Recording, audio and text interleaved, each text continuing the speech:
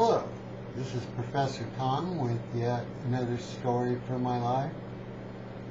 Now, I've taught a lot of college classes, in fact 140 of them, if you count grad school to when I finally quit teaching.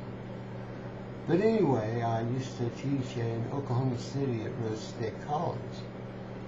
And you get some interesting students there.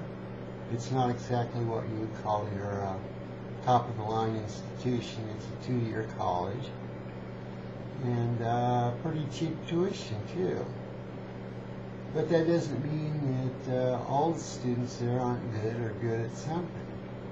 Well, anyway, I had this one class with a student named Chance McCool. I'm not kidding. Chance McCool. Sounds like some character in a movie. Oh, but it gets better. With a name like that, that was his real given name, he played poker for a living. The first class I had him in, at one point, he told me he had quit playing poker. I said, why? Well, he lost his entire $5,000 stake one night in the game. I don't know where they get these games, but I've known since probably I had my comic book store years ago that there are groups of people that did this. Anyway, he started working a minimum wage job to pay his way through, well, not really college, but community college. And at the end of the semester, I turned in the grades, and I did tell him that I thought that he really ought to go back to poker because,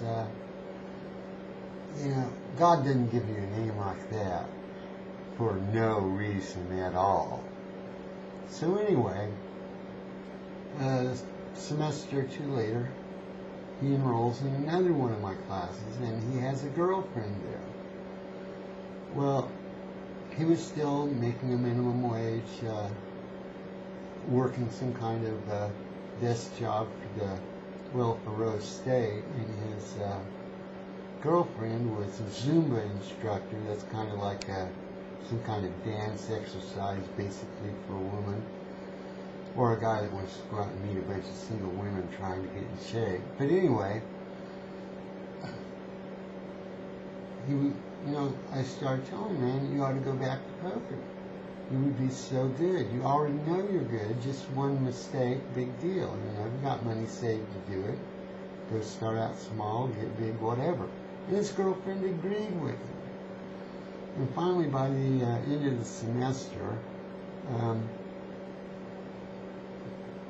I turned in the grade, gave grades to him and his girlfriend and all the other students, and didn't see him again. Well, at one point there still is in Oklahoma City, there's Vietnamese noodle restaurants. But spelled P-H-O, pronounced pho, because the spelling of Vietnamese is just a little weird. So anyway, I went there with my wife, and while we were there, in comes Chance with a couple of friends, and they're going to eat. And we talk, I asked him how he's been doing and all this other stuff, and he told me actually he took my advice and his girlfriend's advice. Yeah, buddy, you better take your girlfriend's advice, because women can smell when money's involved, whether it's a good bid or not, at least the smart ones, and she was in no way dumb. Real good looking, too. But anyway, he told me he'd gone back and he was doing real well. He was making loads of money. Cool. Okay, well, time for me and my wife to get seated, and him and his friends were seated by another waitress. And so, I don't think much about it. Me and my wife, we take our time to eat, and so does Chance and his friends, but they left just a little bit before we did. Well, then my wife takes the money to go up and pay for our meal. She comes back and she says, Tom, that guy you talked to paid for our meal. Well, that just left me with a real good feeling, but that's one thing. When you're positive about other people, encourage them at what they're good at, some of them will definitely remember. Anyway, for now, think positive and have a wonderful day.